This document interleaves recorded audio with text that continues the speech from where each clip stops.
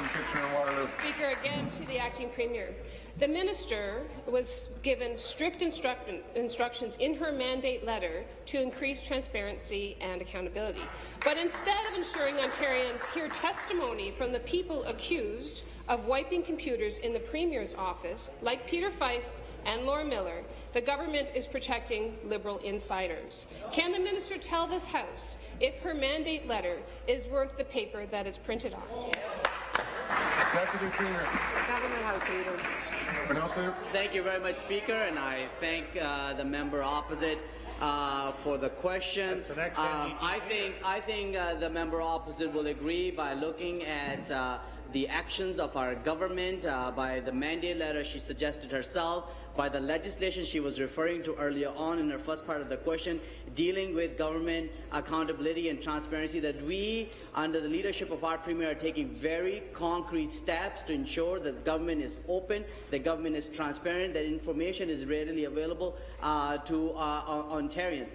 Speaker, that is the commitment that we made to the people of Ontario in the last election. That's a commitment that is very clearly outlined in the speech from the throne, and Speaker, we will carry through that commitment as well. Thank you.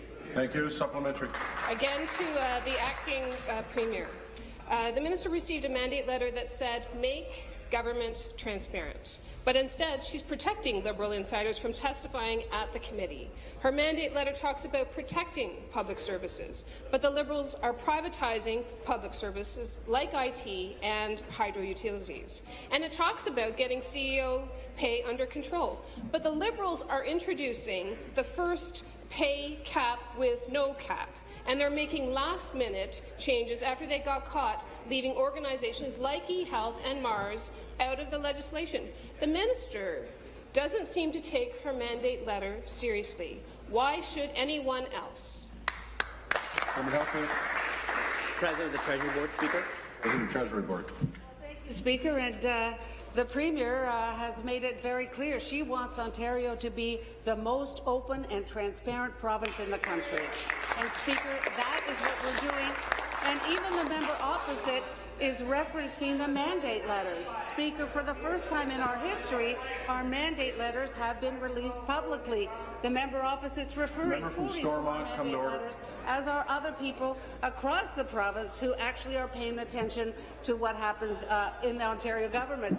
So I think by releasing the mandate letters, we have signalled very clearly that we are committed to openness and transparency.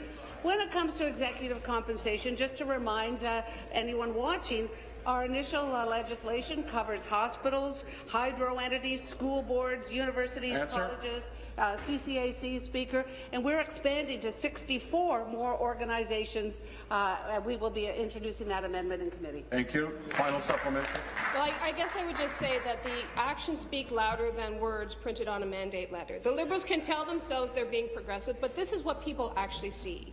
They see Liberals scrambling to protect their Liberal friends from giving answers about the gas plants. They see a promise for a public sector CEO pay cap, but there's no actual cap in that legislation, and they're not even sure who it should apply to. And they see a government that's outsourcing, privatizing, and wasting money, but insisting it's being responsible this time. Things will be different. Does the minister think protecting insiders, skyrocketing CEO salaries, and an accelerated privatization agenda, which is hurting this province, is actually being progressive? Deputy Premier. Well, Speaker, I think we are doing exactly what the people of this province elected us to do, Speaker. And we are committed to balance, to come to balance by 17-18, and at the same time continue to strengthen public services and build the infrastructure that this province so sorely needs, Speaker. If the member opposite has a better idea on how we can build the necessary roads and bridges and transit systems that this province needs, I'd love to have her suggestion.